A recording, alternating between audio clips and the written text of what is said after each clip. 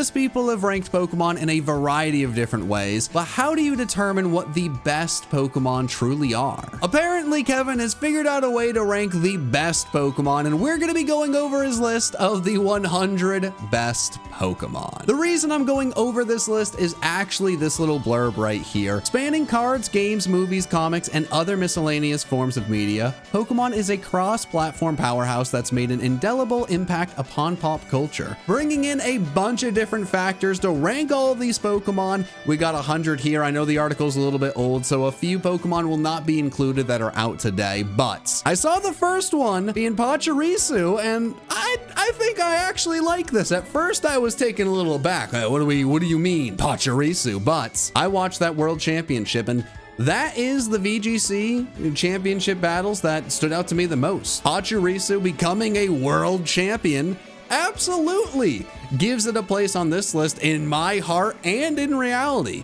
And if that's number 100, I better be blown away with number 99. Which is the Cloud Dragon and not even the Mega form. Okay. Mega Evolution is the only dragon type immune to other dragon attacks, which makes it a powerful ally in battles against powerful Pokemon like Dragonites. So Pachirisu winning a world champion got it rank 100, but Altaria having a solid Mega was enough to get it 99. I better see almost every Mega on the list because I don't know how to feel about this already. Magnezone. Okay. Magnezone's a pretty cool Pokemon. It's a big magnet. Pangoro. This Pokemon has more in common with an anime anti-hero than a pocket monster. The tough exterior means it won't put up with bullying, but its violent temperament means that saving the victim could get messy. Pangoro's on the list because it's gonna beat up the bully and the person getting bullied. I don't understand this list at all. I thought we were onto something with Pachirisu. This is kind of chaotic. Electrode. Okay, sure. So this is where Kevin is really confusing me. This write-up for Electrode is incredible. I love the reasoning behind Electrode being on the list right now. I don't understand some of these other ones, but Electrode, it's had a pretty big role on the series, and apparently Pangoro is just gonna punch a bully. I don't understand. The Scavalier, a Pokemon I love a lot. I don't understand why it's here though, but trading has been a giant component of Pokemon since its inception. Many monsters require special conditions to evolve during trading, with a Scavalier's being the most specific. The entire reason this is on the list is because you have to trade this guy's baby form with another Pokemon's baby form. Why is one better than the other? Why, Kevin? The Celigor's not even next! And isn't Rhyhorn, or at least Rhydon or Rhyhorn, one of these was the first Pokemon ever created. Rhydon is also technically the first Pokemon as the initial concept drawings featured the monster prominently? How is this only 94? Togepi? Togepi is a really special Pokemon when it comes to just Pokemon itself. We saw this Pokemon in like the anime and in a bunch of different forms of media before we actually got the Gen 2 games, at least over here in America. And back before the second generation was revealed, Togepi was used as a literal Easter egg, which is incredibly cool. 92 better be pretty incredible. Okay, it's Houndoom. I'll hear you out, Kevin. Pokedex entries state that if the flames it shoots from its mouth cause a burn, the pain will hurt forever. So Houndoom is one of the best Pokemon because it's able to inflict pain forever? Change of pace here. Okay, Ugly Duckling story gets a unique twist in the world of Pokemon. Melodic starts off as the uglier than dirt Feebas. Come on, Kevin. Understand this. A lot of great qualities here, and doesn't cause pain forever with its attack. So that's okay. Fine with this. Drifloon! In a world that 10-year-olds go on unsupervised adventures around the world, Drifloon is the ultimate predator? I do not like any of the reasons Drifloon is being included on this list. Thank you. I'll take it. Hey, Machamp on the list. This is a good list. Forget what I've said. I like this list. Tyrantrum is very cool. I'm interested to read why Tyrantrum's here beyond it being a cool T-Rex, but it's very cool. Tyrantrum might have a pretty great design, but unfortunately the role it fills is better met by Garchomp, leaving this dragon to be more of a prince than a king. I think I understand this, Kevin. You're saying Tyrantrum, it's based off of a T-Rex, you know, probably the most popular dinosaur in media. Very here for Tyrantrum, and I think I agree. Okay, Crobat. Zubat and other Pokemon like it have been a thorn in the side of almost every trainer on their way to beating the Elite Four. Crobat changed all of that, making the obnoxious Zubat evolution line suddenly viable with a fast attacker that can zoom past an opponent's defense with the right ability. One of the best Pokemon, made one of the more annoying Pokemon into something worth catching. Absolutely deserves a spot on the list. Now he's gonna just ruin my day and ruin this list with the next one. Okay. Vikavolt. Sometimes the design of a Pokemon can tell you what it is at first glance. Vikavolt is an electric bug type that's lightning fast? That's lightning fast? It's incredibly slow. What are we talking about? Okay, speaking of a fast Pokemon, Talonflame's ability Gale Wings defined the competitive scene for XY. It gave all flying type moves extra priority, allowing Talonflame to outspeed almost everything with devastating results. So this is pretty interesting. I feel like this should have been either an honorable mention or earlier in the list, as it was a staple for the X and Y competitive scene. It was a menace, but then immediately Kevin talks about how it was rendered almost useless in the next generation. At least he didn't lie about this Pokemon's speed. Okay, Smeargle. I honestly would have expected this to be a little bit higher. When we talk about best and try to quantify that, I think Smeargle makes the most sense, as it can copy any move, and it can really do a variety of things and also just do something that no other Pokemon can truly do. I think that makes it one of the best. I am shocked that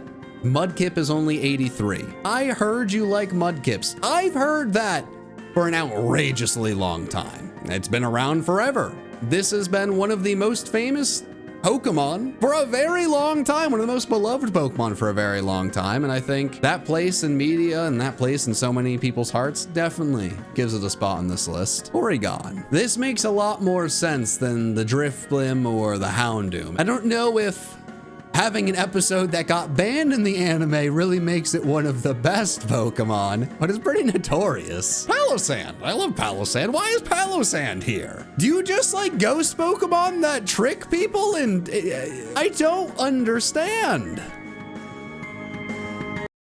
Castform is maybe the worst Pokemon when it comes to utilizing weathers well that is affected by weather. Now, it is an incredibly unique Pokemon. It goes hand in hand with the weather, and I guess Groudon and Kyogre are a little bit less accessible. Damn it, Kevin. Hell yeah. What do you mean that Tyranitar is just one spot after Castform? It's a better weather Pokemon. It's a pseudo-legendary. It's like Godzilla. What do you mean? I refuse to read a word of this blurb. I'm so frustrated. Okay, Tapu Koko is a very powerful Pokemon. Tapu Koko is number 78, Kevin, because of its competitive prowess. But Tyranitar, being one of the most popular, one of the coolest Pokemon, and an incredible competitive Pokemon for numerous generations, only has it at 79. But Tapu Koko's one generation of dominance has it here. Do not love that. Please, please make 77 make sense.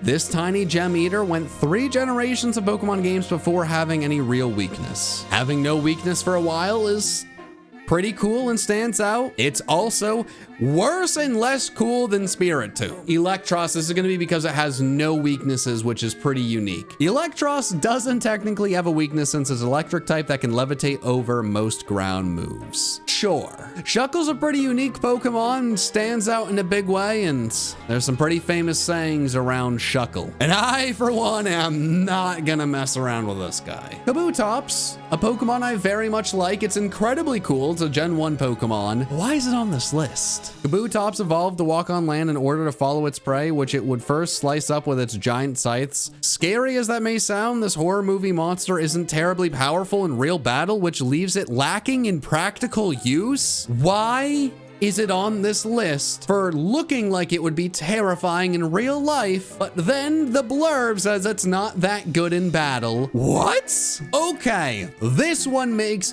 a ton of sense. Another incredibly unique Pokemon. The illusion ability is very, very cool. I don't need to read anything else. An incredibly unique Pokemon, one of the first Pokemon I think of when I think of the Gen 5 games, absolutely deserves to be on this list. Okay, Azumarill, that's pretty interesting. I mean, this is a Pokemon that's, you know, looks like an egg. I do agree with this. If we're gonna put some Pokemon on here competitively, I do like throwing on a Pokemon like this that got progressively better and better and better as the generations went on, and this thing got incredibly good. At Cargo, many of the Pokemon on this list have fairly grounded reasons for being here, but this fire snail hinges on the bizarre. So Magcargo is on this list because it has those crazy Pokedex entries saying it's twice as hot as the sun. That feels fair. I don't know exactly how to say what Pokemon is the best, but I think being able to like melt anything near it, that's pretty good. Okay, if life's a stage, then Yveltal is going to make the grandest exit. When it dies, this omen of the end will steal the life force from every living thing around it. This would be the end of all life in the world of Pokemon. How is a Pokemon that has something that makes it the deadliest only number 70? What? Bidoof is one of the most famous Pokemon, probably not for the best reasons. What would you rather have? One of the most deadly Pokemon ever to exist, or Bidoof? Bidoof. I actually think this is too low on the list. I think this should be way higher, as you will always need Dittos, well, most likely always need Dittos, for competitive breeding and just pretty much any breeding project in Pokemon. I think that makes it one of the best. Aegislash, okay. Aegislash is said to be able to sense who is destined to be king, like a Pokemon version of Excalibur. That's enough for me. There's a lot of things this Pokemon does competitively. It's a nuisance in battle, maybe your best friend in battle, but that is unbelievably cool. And there's a reason this guy is one of the mascots for the Pokemon 7 branding. Jolteon, okay. The only hope lied on Jolteon since it was fast and could learn the bug type move Pin Missile. I love Jolteon for a lot of reasons. I never would have imagined it would have made this list because it learned Pin Missile, a bug type move that was super effective against psychic types when they were broken in Gen 1, even though Jolteon is not a good physical Pokemon and does not do too much damage with Pin Missile, but it was certainly an option. Ho-Oh, okay. Said to bring good luck to whoever sees it. Ho-Oh was the first second generation Pokemon revealed, though no one knew what it was at the time. That's enough for me. It is really iconic to go back, watch that episode of Pokemon and see Ho-Oh in the sky and just remember that it's a really iconic moment. It's a really iconic Pokemon. It's an incredible Pokemon. I'm kind of surprised it's not higher on the list, but definitely deserves a spot here. Why is Beware above Ho-Oh? Beware hugs have replaced their trademark exit of blasting Team Rocket into the sky? That is why it's bestester than Ho-Oh? Arcanine, absolutely no complaints with this being on the list. I'm pretty sure this was almost a legendary Pokemon in the Gen 1 games before they did the legendary birds. Unbelievably powerful Pokemon, been really good since Gen 1. That's incredibly cool. That is more than enough to throw this thing on the list. I don't need to hear any more. I'm seeing Pokemon go and I refuse to read it. I will not read what is written here. This is awful. You know what? Sure, Steelix, one of the first steel types, got a Mega, has an absurdly high defensive stat that's very unique, very cool Pokemon. Absolutely see why it's here. Huh, Slowpoke. Slowpoke's been pretty popular and big in the games. It was a huge part of the actual gameplay in Gold and Silver. Like, you had to go and deal with the Slowpokes in the well. You really can't miss it in that game. It's big in 2 different generations. Obviously, we get the remakes. And you have to do that all over again. Okay, yeah, Scizor. Scizor's a fantastic Pokemon. Incredibly cool. Goes with Steelix, you know, one of the cool Gen 2 steel types introduced, an evolution from a Gen 1 Pokemon. Scizor, I'd say the better one of them. Also got a Mega like Steelix. I could not come up with a single reason this shouldn't be on the list. It is really good. What? Some Pokedex entries are just too creepy to ignore? No, you can ignore some of the Pokedex entries. This is a Yamask. What? Villon, probably a little bit too high on the list, but it is very cool that it has all the different variants. Pretty niche, pretty bad Pokemon otherwise, but I mean, that part of it is cool and noteworthy, so I get it to an extent. Empoleon 10 different type resistances, and it was able to learn almost every HM when they mattered. Okay, pretty useful in the games. A starter Pokemon, so it's beloved. You convinced me. Okay, Gliscor. Reading through this, I mean, it makes sense. I played enough competitive Pokemon to know how good Gliscor is, especially with the poison heal ability and a toxic orb. Pretty one-dimensional after we went over Empoleon being so important and popular for a variety of reasons. This is pretty simply only competitive play. Hawlucha is pretty cool. It's the only Pokemon to have a move like Flying Press that's like the 2 typing type of a move, which is really unique. Maybe there is another move at this point that I'm just not even thinking of that's like Flying Press, but this was the first one to do that, and pretty cool in general. You don't need to tell me anything about Lord Helix. I get it. Honestly, with how big this became with Twitch Plays Pokemon, I could see it even being higher on the list, but I definitely understand why it's here. Silvally. The existence of Silvally has some dark implications for the world of Pokemon. Its similarities to Arceus are too blatant to ignore, with both having similar body types and powers. Definitely sold me with this one, it being somewhat similar to Arceus, the strongest Pokemon ever, having similar origins to Mewtwo, makes a lot of sense. Tauros is a Pokemon I love. Gen 1 Pokemon was rare and cool to find. It was big in the anime. Didn't Ash catch like 20 something of these guys? And it was really, really good in like Gen 1 competitive, but I don't think I agree that Tauros being very good in Gen 1 and Gen 1 only is enough to put it on this list. Cool Pokemon. I love it. Unreasonably past its prime. I love Chandelure. Got the Pokedex entries. Really cool Pokemon. Really good in the regular games. And apparently good in Pokken Tournament. Sure, Kevin. Okay, Ferrothorn. Ferrothorn bust onto the scene and has just been a nuisance ever since. And will probably always be an annoying to deal with Pokemon. I think it's a pretty iconic Pokemon for the 5th generation. And it is just left a lasting imprint on competitive Pokemon. Makes sense. Giratina obviously makes sense here. We got Platinum and we got the Distortion world and its own world to get this thing. It has 2 different forms. We really don't need to go over too much. This had to be on the list, and I'm already sure that the next Pokemon is going to frustrate me, as it's Esper. It went on to serve as a key plot point in the biggest piece of post-game content in X and Y, cementing it as a fan favorite. Esper is not a fan favorite. It's a key plot point for post-game. This is the key plot point. They are not the same. Heracross makes a ton of sense. Incredibly cool Pokemon, incredibly powerful Pokemon. When I think of headbutting trees, I think of trying to get Heracross. I usually compare this thing with Scizor, and Scizor is an evolution from Scyther. This thing never got a regular evolution, and pretty darn cool for Heracross. At least this legendary is more important than Esper. This Molten Menace is one of the only legendaries which can have a gender, although it cannot breed still. This Pokemon is allowed in most competitive rule sets due to its lower stats and 4 times weakness to ground moves. A lot of reasons to put Heatran on the list. Absolutely love it. Serperior, okay, another starter Pokemon. I assume we're gonna see a lot more starters and legendaries. And it is one of the most regal of starters. This King Snake was popular before it was even shown. It did eventually get the contrary ability, which is unbelievably powerful with Leaf Storm. Starter Pokemon, got better as time went on.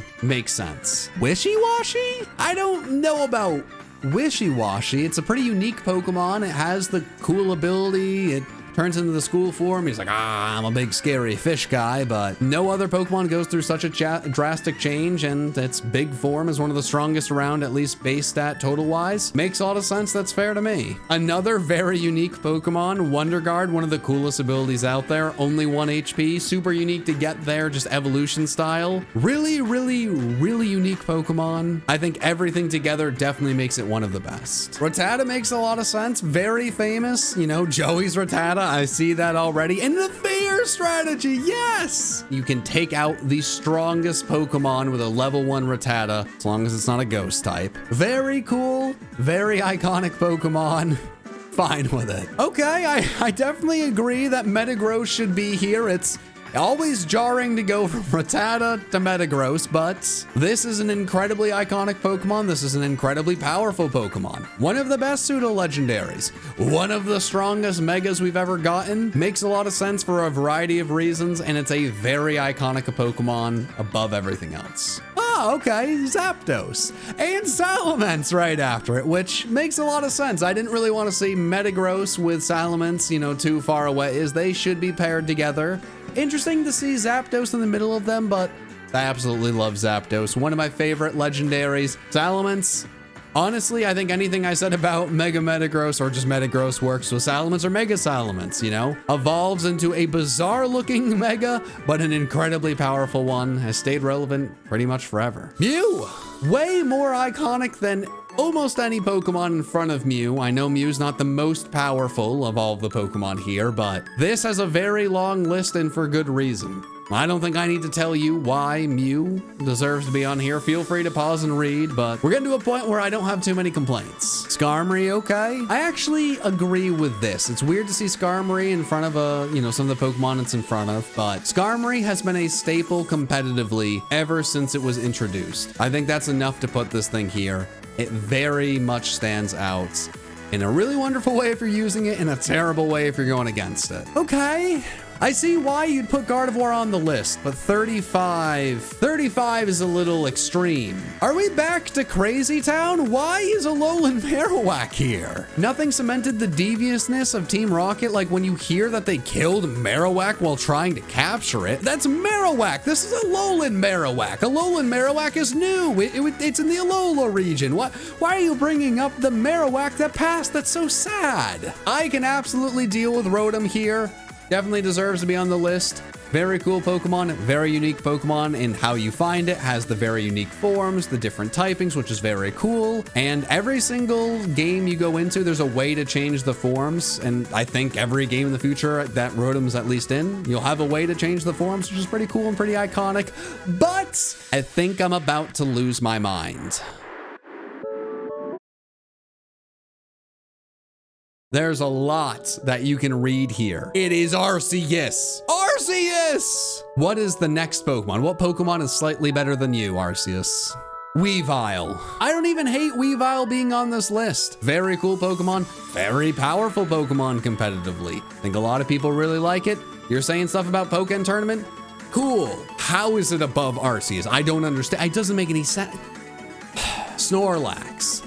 This makes perfect sense, and I'm actually fine with it being here. So many things with this Pokemon have happened throughout the generations. Did even get a unique Z move in the Sun and Moon games, which is really, really cool. Always been important in so many different games. Fine. Lucario, sure. Mega Lucario is one of the most powerful Pokemon. I think it was pretty important in the anime, decently important in the Gen 4 games. It was on the cover of the Pokken Tournament, was featured in its own movie. Makes a lot of sense, and right after Eevee, makes a ton of sense. Honestly, feel like Eevee could have been a little bit higher, especially with Let's Go Pikachu and Eevee, but that did come out after this article, so I'll give you a pass there. I think there is so much to say about Eevee, and I think that's enough. The fact that there is a plethora of different topics to choose from of why Eevee is here. We'll move on. Alakazam is a Pokemon I've always loved. 100% the reason this is here is it was the most broken Pokemon in the Gen 1 games. The psychic types were so broken that there had to be major changes as we went into Gen 2. And unlike Tauros, which just got worse over time, Alakazam not only had that, but also got a Mega and has stayed really good, so I'm fine with that. Fine with this too. Gyarados, another unbelievably popular Gen 1 Pokemon. Been in so many important things Pokemon-wise since Gen 1. We have the red Gyarados, and when I think of shiny Pokemon, I think of the red Gyarados and Gyarados. This might really be the poster child for shiny Pokemon, one of the most popular things in Pokemon. Gyarados had to be on the list. Honestly, could be higher. Another Gen 1 Pokemon, this time being the pseudo-legendary and the poster child for Dragon Pokemon. One of the most powerful typings in the game. You can't leave off the first big dragon and first pseudo-legendary on the list. I love Nidoking more than most people. I do not know how Nidoking can be above Dragonite, Gyarados, and Alakazam. It was also one of the first to have assigned gender along with Nidoqueen, as this mechanic wasn't implemented until the next generation of games. Definitely not enough for it to be above the other Gen 1 Pokemon we just went through, even though it's so cool. We had to have an Ultra Beast at some point, and Xurkitree makes a decent amount of sense. And okay, Xurkitree gets the spot not only for the most diverse move pool, but also just how terribly unsettling it looks if you had to have a mascot for the Ultra Beast, I think this one makes sense and definitely had to have them on the list. It will be interesting to see if any of the other ones are above it though. Dialga above Arceus? Pokemon lore dictates that time didn't even start until Dialga was born and that it has complete control over it. While Palkia, the controller of space, deserves an honorary mention. An honorary mention? I don't even care about anything written about Dialga. An honorary mention for Palkia? For controlling space? All right, Venusaur. Honestly, I think every Gen 1 fully evolved starter should be on the list, will be on the list. Makes sense to see this now. I don't really have a lot to say. There's definitely been a little bit of a competitive slant, and Mega Venusaur was a pain to go against. Sure, Deoxys, another space legendary. Palkia, screw you. Deoxys, woohoo. Okay. Definitely had to be on this list. I get it. I'm still a little upset with the Gen 4 legendaries, but I definitely get it. I definitely get it. Jigglypuff, Jigglypuff. No, I get Jigglypuff. If we're doing best and we're combining all media together, I mean, it was iconic in the anime. It was, you know, big in the first games, you know, big in Pokemon Snap. Huge in Super Smash Bros. And just the history of that game. Have to have it on this list. Huh. Unique rare Pokemon to find, has a cool backstory with Corsola, one of the best defensive Pokemon still today, and really made a big impact when it came into the game. I feel like very good competitive defensive Pokemon had their time and place earlier in the list.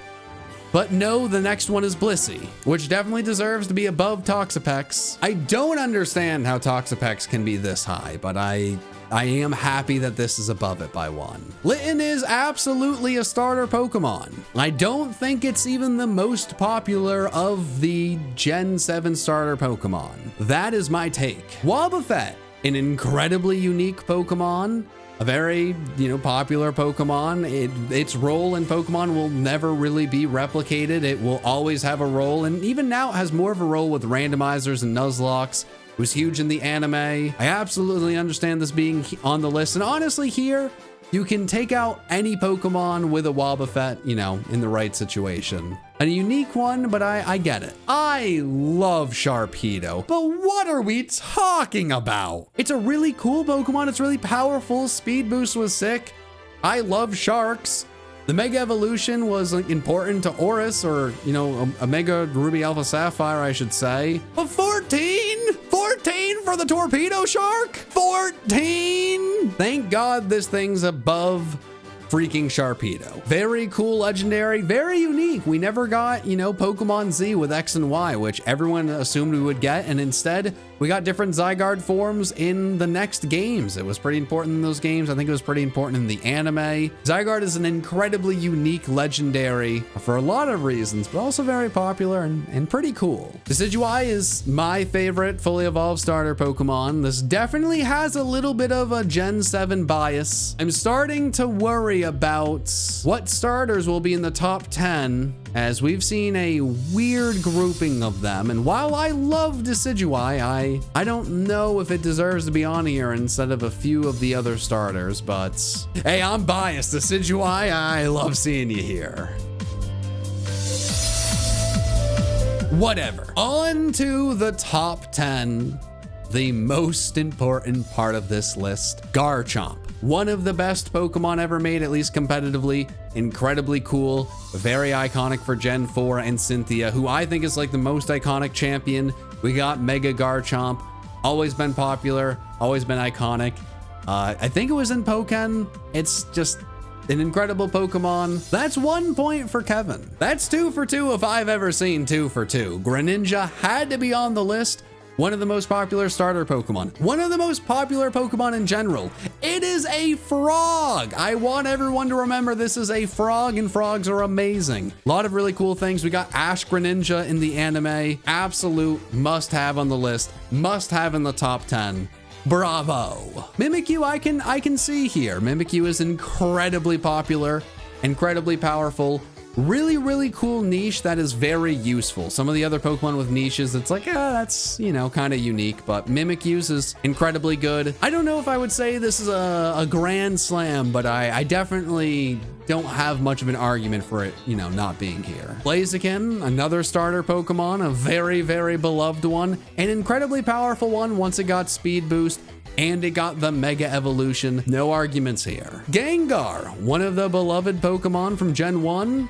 It's been incredibly good, incredibly loved for so long. Then they gave it a Mega that made it incredibly broken.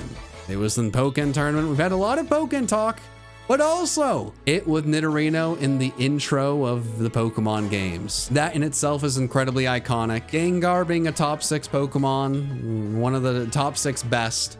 Not only just competitively, but just for all of the reasons. I definitely can see it. Rayquaza, my favorite legendary Pokemon, one of the coolest Pokemon we've ever gotten.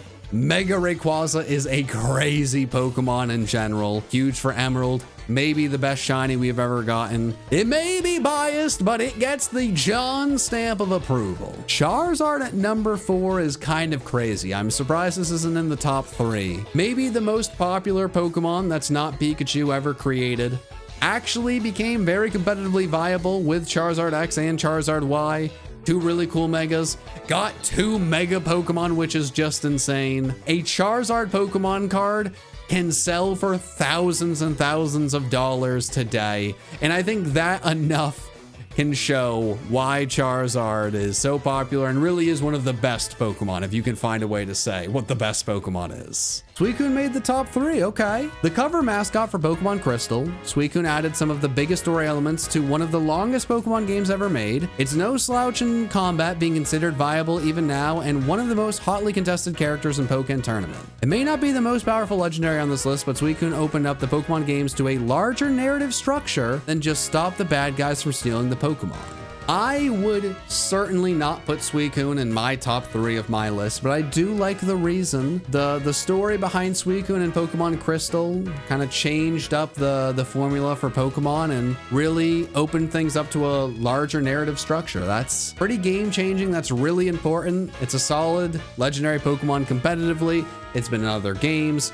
It was the main Pokemon for Pokemon Crystal. Maybe ranked a little bit too high for my taste, but I do like the explanation for it. Pikachu is not number 1, but I guess I know who number 1 is. I mean, that makes sense because 1 has to be Mewtwo and 1 is Mewtwo. Okay, well, I feel like Pikachu, there's no need to really talk about that. I think this is actually the correct and only order you can have for these Pokemon. Pikachu is the mascot Pokemon. And the only thing that's more, you know, popular and bigger than the mascot Pokemon would really just be Mewtwo. I mean, it's the best legendary from the first games, got 2 mega evolutions.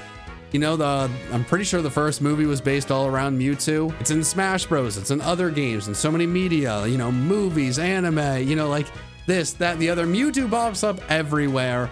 It is iconic. I think I'd probably replace Suicune with Charizard, but I think the big 3 for Pokemon, if you really want to boil down best all of these different things, I think it's got to be Charizard, Pikachu, Mewtwo. But at least Kevin stuck the landing with this list, because there's a lot I disagreed with. But I think Mewtwo could be considered the best Pokemon.